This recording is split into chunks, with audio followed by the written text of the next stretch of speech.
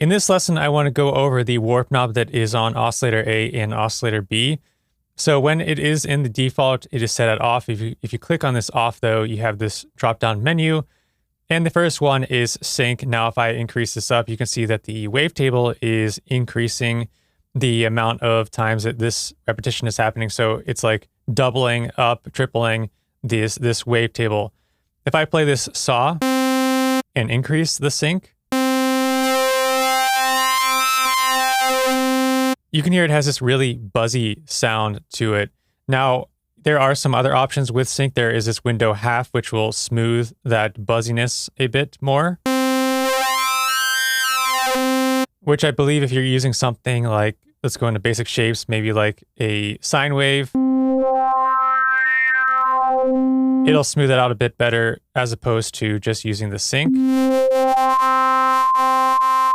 There you can hear it's a bit more buzzy versus this sync 1/2 window. And you can see that it almost is like fading into the edges of the window. And then you have this full one, which gives it more of this sync window, which is window full. It gives it more of like a fade into the wavetable form. We can check out how this sounds with some other wavetables.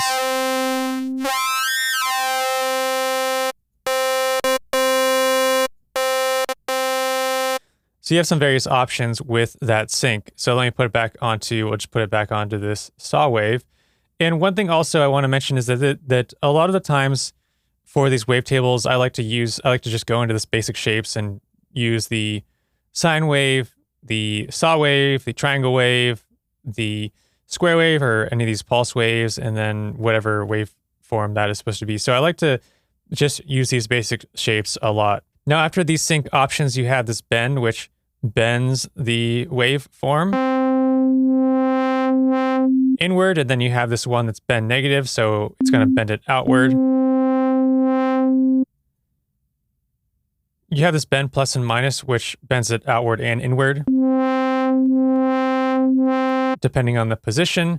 You have the PWM. You'll find this on a lot of synths, and it's usually attached to the pulse wave or the square wave. So this would be the square wave, and the PWM stands for pulse width modulation. So it's going to adjust the width of this pulse. So a square wave is a pulse wave.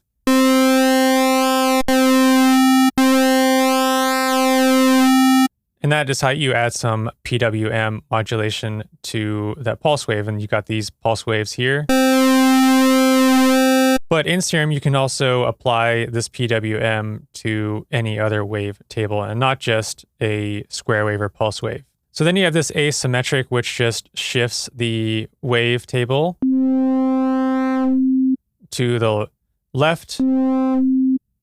This one is going to shift it to the right. And then you have the asymmetric plus and minus, which has both of those plus and minus options for shifting it depending on the position of the knob. You have this flip option, which flips the wavetable. So that's kind of cool visually to see what is happening. So I can flip this sine wave. Or if I have something a bit more complex, let's go into here, open up this wavetable. Then I can just like flip that wavetable.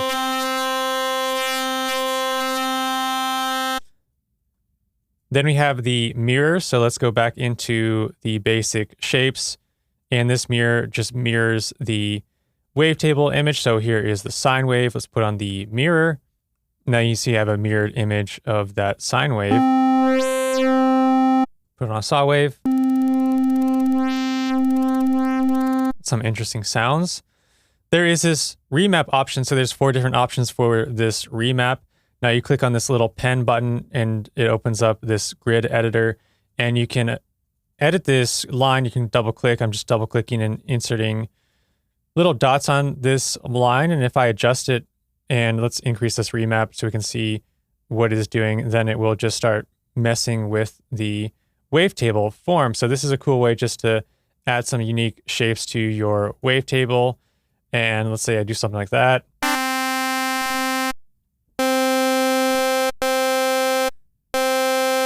Maybe I make a weird wavetable like that. There's also this grid size. you can increase, and then you can put your little dots in little areas according to the grid, just help you kind of like shape it a bit better. And also, if you hit shift and adjust one of these notes, then it is going to create a straight line that is the length of the grid.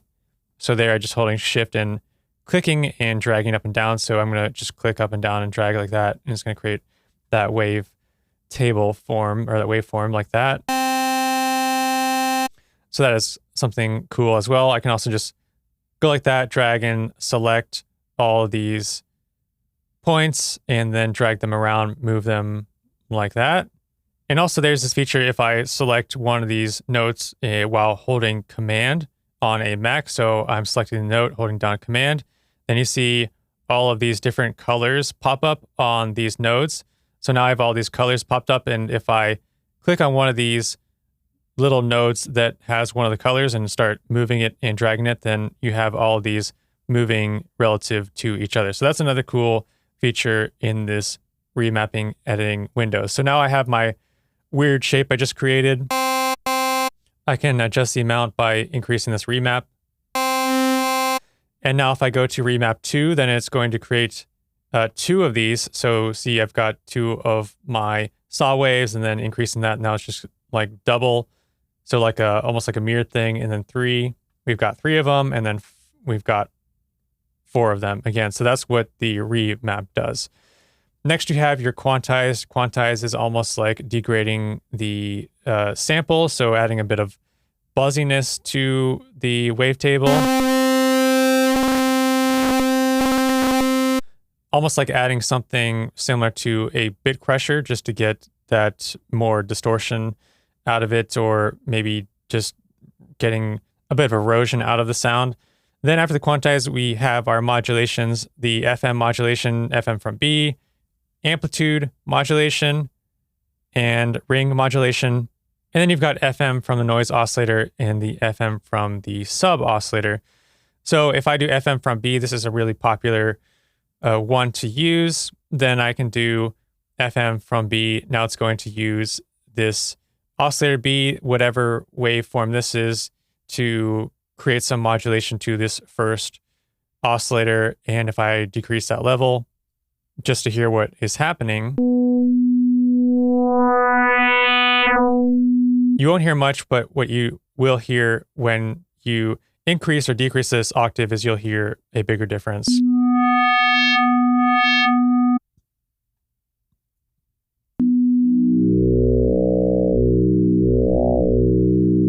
So this frequency modulation, this FM, this is where you get a lot of unique bass sounds for like bass music, or D&B is using a lot of FM type of sounds. And you can turn this off. You can go to this one and do FM from A. If I do FM from B, then it's going to turn off the FM from A though. So you can only do one FM at a time. But what you can do is you can have this one doing FM from B, and then you can have this one doing like FM from the sub oscillator.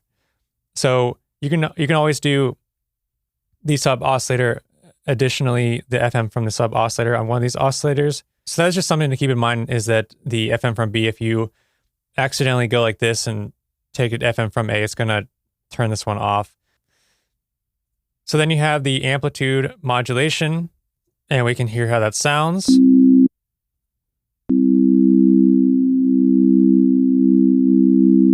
By raising that up, we can go to the ring modulation,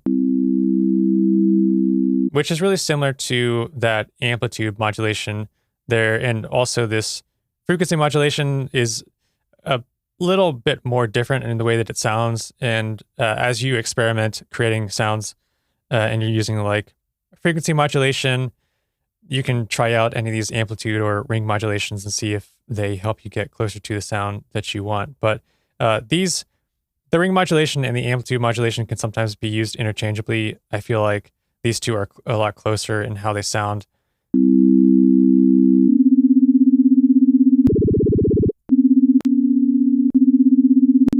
You can hear the difference between if I change from this FM, which is pretty crazy, versus Just switching from the AM to the RM, it sounds really close together. So that is everything that I wanted to cover with the warp knobs. I'll see you in the next lesson.